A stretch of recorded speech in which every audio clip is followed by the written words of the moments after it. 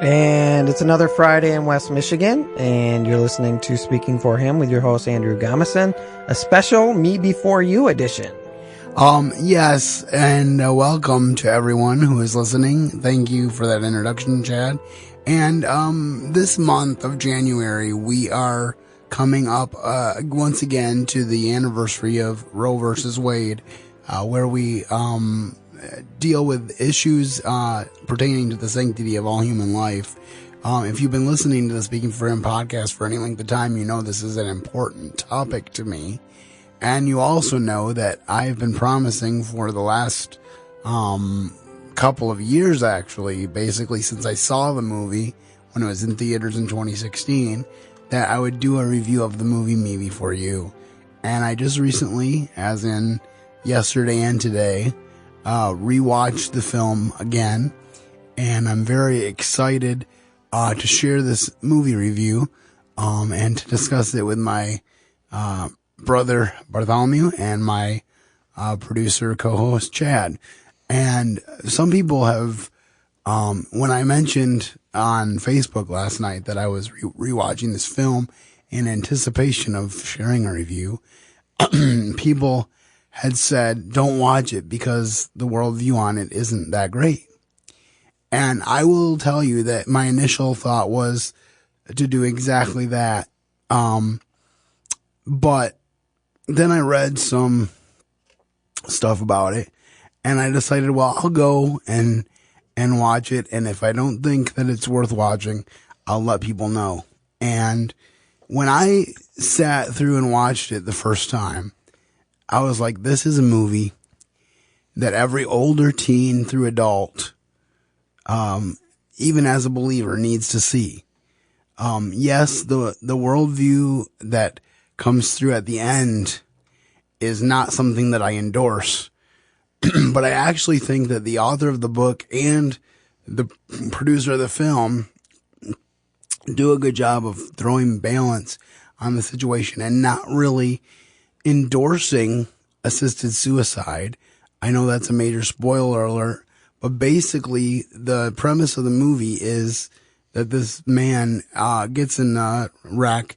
He gets hit by a motorcycle as he's walking across the street, and he ends up paralyzed. And so his parents are trying to do whatever they can to show him that life is still worth living, and they hire this young lady named Lou to be his caregiver and companion, and she tries to teach him how to live again.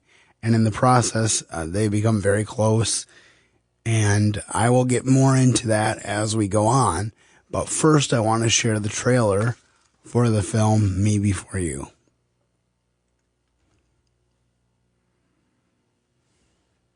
Nightmares about those giblets. We've tried beautician. Turns out hot wax is not my friend. I'm running out of options for you here, Louisa. Please, I'll take anything. And this is new care and companionship for a disabled man.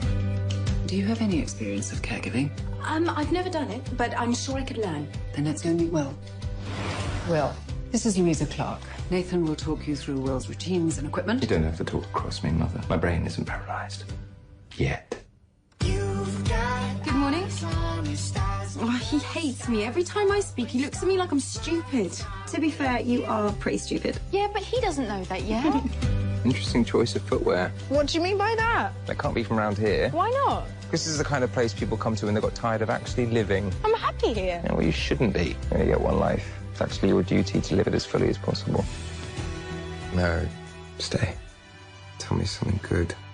When I was little, my favourite outfit was my bumblebee tights. Bumblebee tights. Black and yellow stripes. Oh, dear God. Didn't you ever love anything that much? Yes. Loving can hurt. Please don't tell me you shaved off my eyebrows. Neither one. Can I take you somewhere? You are so going on a date with Will Trainer. It's too booby. Get the red dress out. I don't want to go in yet. I just want to be a man who's been to a concert with a girl in a red dress. A few minutes more. Loving can heal. I promised my parents 6 months, and that's what I've given them. But that was before me. I want him to live, but only if he wants to live. I can't just let this happen. You can't change who people are. And what can you do? You love them. I don't want you to miss all of the things that someone else could give you. I can make you happy. I have become a whole new person because of you. Do you know something, Clark? You are pretty much the only thing that makes me want to get up in the morning. Wait for me to come home. All right. And there you have a trailer for Me Before You. And before we go around the table and talk about our reactions, I did want to share our quote of the day. So, Chad, if you could read that for us. Sure. I know we can do this. I know it's not how you would have chosen it, but I know I can make you happy. And all I can say in that you make me into someone I couldn't even imagine. You make me happy. Even when you're awful, I would rather be with you. Even the you that you seem to think is diminished than with anyone else in the world. And that's Lou Clark, the character, and Me Before You. All right. So I've kind of given some of my initial thoughts of the film and how this is a very personal experience for me. I have a lot of the same fears, a lot of the same concerns that Will had in the film. I think I remember telling people after I watched it the first time, two things. Number one, if I was without Christ, I would be Will. I would have wanted, because there was a time in my life as a teenager when I did want to end it all.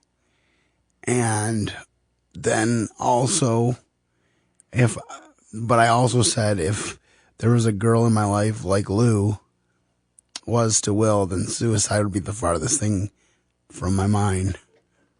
And I still hope that she's out there somewhere. But I can definitely relate to a lot of what's going on in this film. And so that's why it's so important to me. So, Chad, can you give us some initial thoughts? Well, I am opposed to euthanasia, assisted suicide and such. It's controversial though, because you look at a loved one who is suffering and you think you are actually helping them by assisting them in the process of ending their lives. And it seems merciful, but it's not. I liked how the character, Lou, how she fell in love with him at the end of the movie.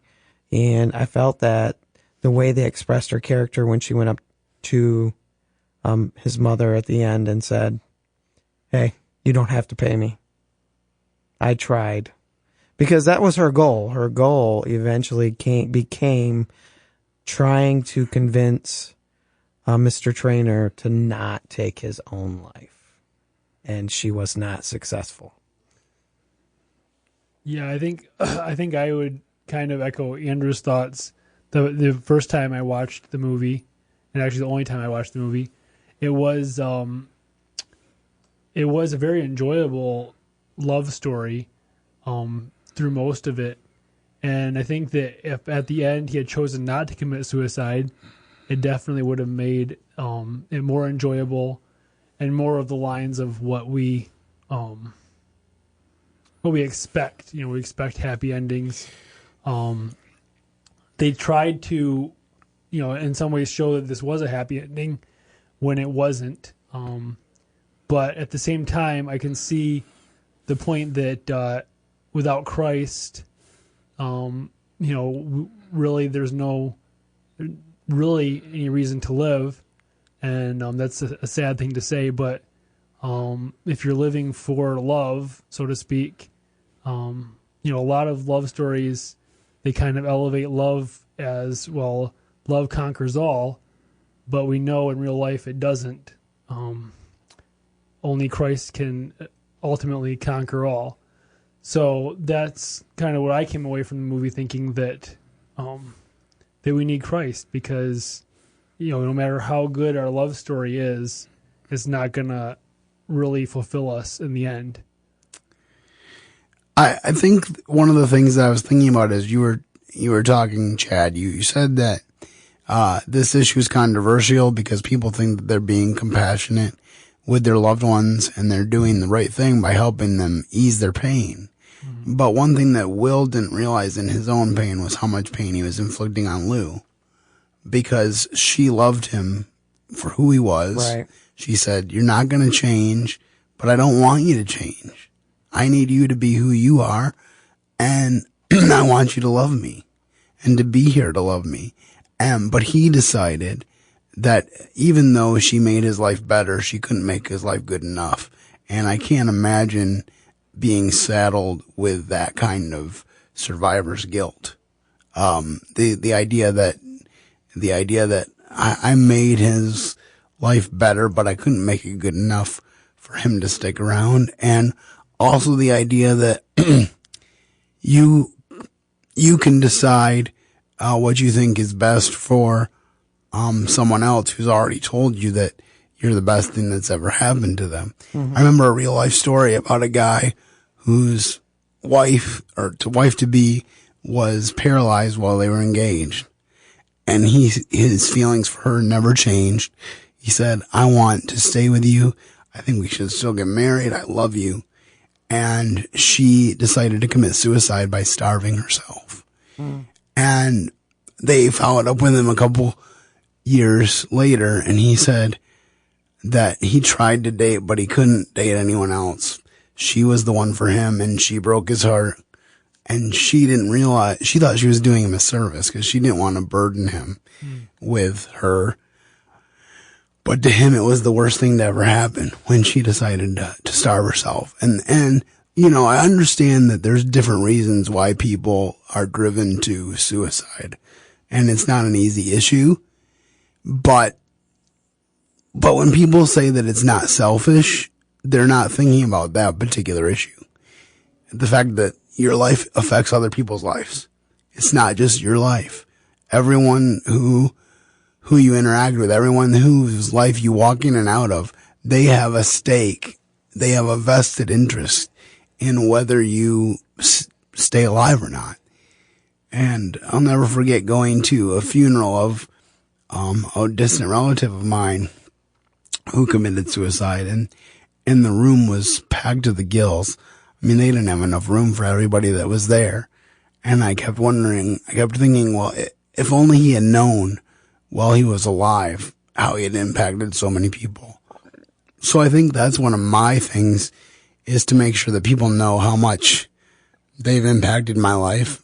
I try to live with an attitude of gratitude, and one that shows people that they matter in my life, because I know how much a difference that's made in my own life when people have said that to me. So, just some important initial thoughts. This doesn't feel like a conventional review, so I feel kind of awkward even just going through some of these questions. But I just want to say, that it's really hard for me, because I've been in a situation where, a girl and I, on one of the dating sites, we hit it off. We talked for a couple weeks. When she found out about my wheelchair, she backed away. And at first she tried to say that it was, an issue with our churches, but I knew that our churches were very similar. And so I challenged her. I said, if you're uncomfortable, let me know, but I think you're lying to me. And she finally admitted that I could do the physical side of a relationship to the degree that she wanted.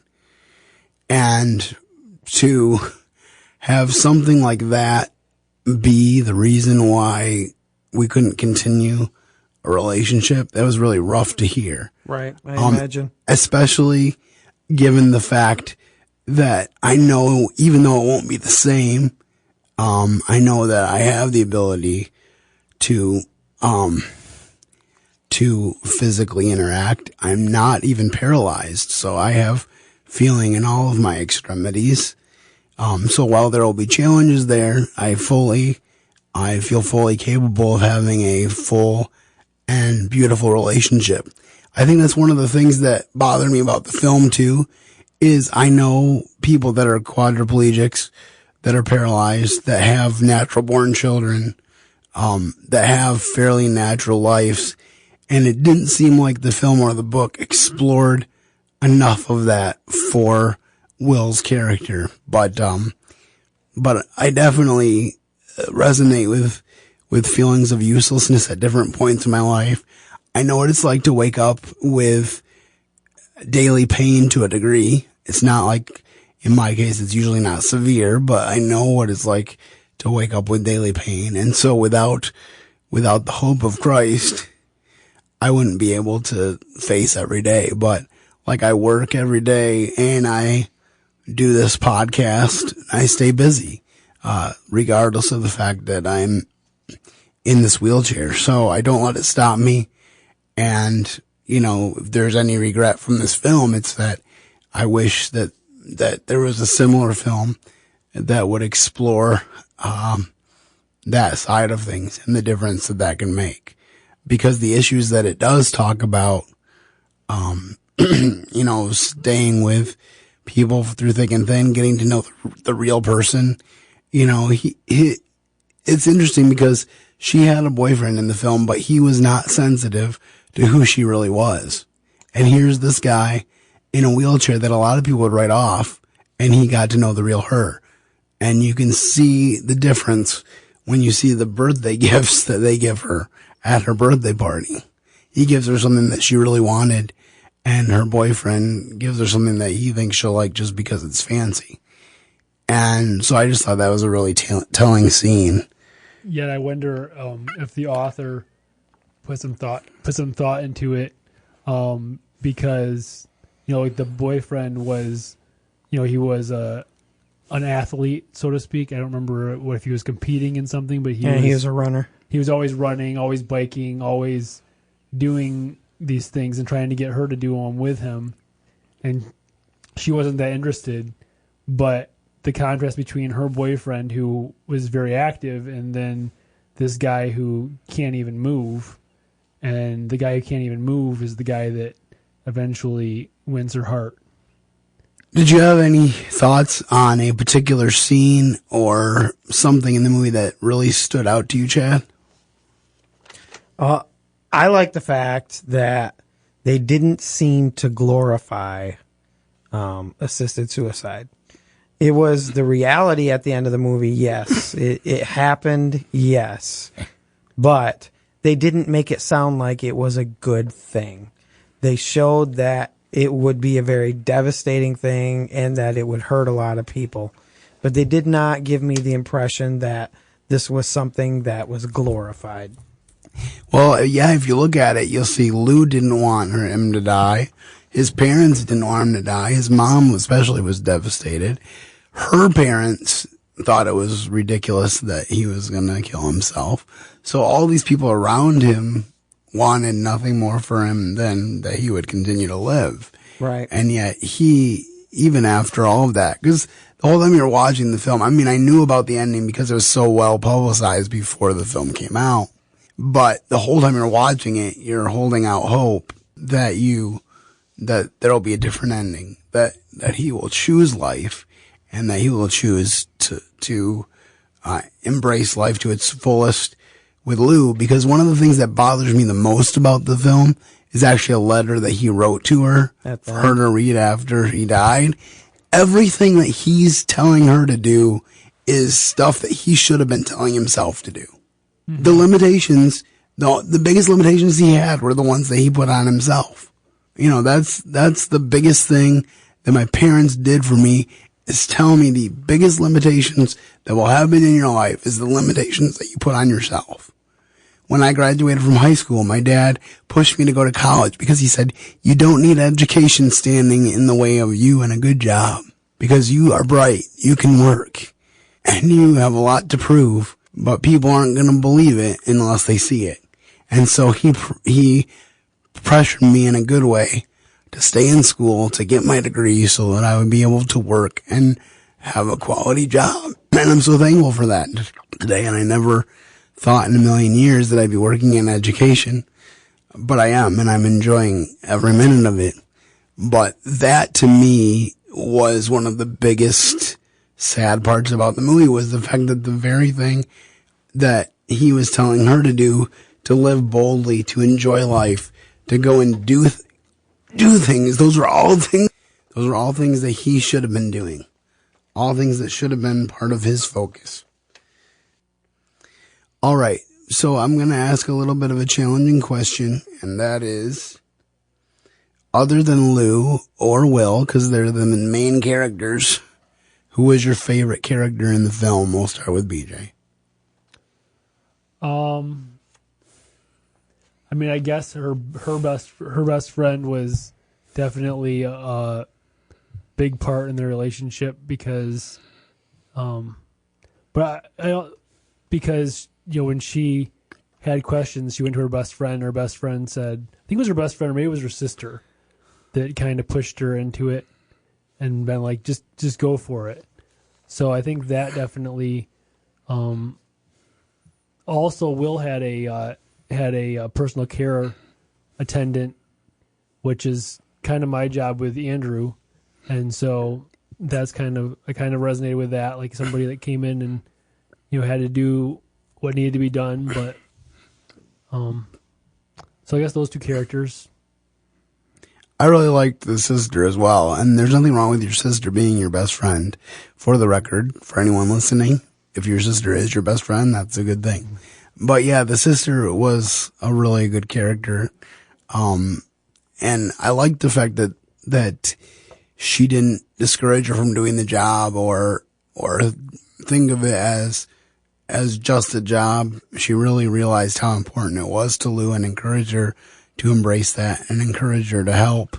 Will, again, another life-affirming issue where she's like, go find things for him to do and find exciting things that you guys can do together so that he can find a zest for life. So did you have any additional thoughts, Chad? I thought that the caregiver was a good character. I think, what was his name, Nathan? Yes. Nathan was a good character because of his loyalty. He wanted what was best for Will, but yet at the same time, he also disagreed with his choice to take his life. Again, just another one of those situations where you see that happening. So, and again, I know this hasn't been a conventional review, but this is not a conventional film. But I do want to ask one final question of both of you, and that is, what is the biggest lesson that you took away from the film? And we'll start with Chad. Biggest lesson I took away from the film is never underestimate somebody who has a handicap. And BJ? I definitely would go with, coming it from a Christian perspective, that ultimately you need Christ, and love isn't going to be enough, so to speak. I guess that's not a lesson they were trying to teach, but I think that's what I took away from it. And I think the biggest lesson is that it's good to learn what other people go through. It's good to learn to walk around in their shoes. I think Atticus Finch in the book To Kill a Mockingbird said it this way. He said, don't judge someone until you get in their skin and walk around in it for a bit. And that's not literally possible, but by watching a film like this, you'll be able to have a whole new appreciation for what myself and people like me go through on a daily basis. And I believe that even in spite of all my challenges, or perhaps even partially because of them, I believe that I would make a good husband and a father, and I still look forward to the day that that happens. And I believe that for the right person, there's a lot of adventure ahead for us as a couple. And I'm praying along those lines, and I ask you to pray for me that God would bring the right person to me. And just watch this film with an open mind and an open heart. Again, I would probably recommend it because of some of the content for ages 16 and up, with watching with parents and discussing this film, because there's a lot of issues having to do with traveling with someone with a disability. You know, she learns to drive his handicap van and operate the ramp so they can go and do stuff. She has to navigate getting him unstuck because they go to the horse races and she gets stuck in the mud. I've done that before, not gone to the horse races, but got stuck in the mud. And so just so much of it is real life disability stuff. And so I'd encourage you to watch it with that in mind, and hopefully it will give you a renewed appreciation for what it's like to have a healthy body, maybe, or also for what it's like to live with whatever limitation you have, and to be thankful for what you have, and ultimately to trust that Christ knows what is best for us. You know, Will didn't have the hope that we do. We have the hope that all things work together for good to those that are called according to his purpose. And I hope that those in our audience have that hope. And if you don't, I'd encourage you to trust Christ today and to find a Bible-believing church where you can be grounded and built up in the faith. It's very important. All right, well, I think that's all we have time for today for our Me Before You review. I hope that you will take an opportunity to watch this film. I believe it's on DVD, and I know as of this recording, it is streaming on Amazon Prime. So maybe this weekend you'll take some time to watch it. I watched it on Netflix. Yep. All right. Well, thank you very much for that. And have a good weekend, everybody. And keep serving the best of masters. Thank you for listening to today's episode. Your host has been Andrew Gomison, founder of Speaking for Him. For more information on today's show and to leave us comments and voicemails, visit speakingforhim.blogspot.com. You can find Andrew's ministry at speakingforhim.com. That's speaking, the number 4, HIM. You can also interact with us at facebook.com/speakingforhim and on Twitter @SpeakingForHim. And when you look for us on iTunes and Stitcher, let us know what you think of the podcast by leaving a rating and review.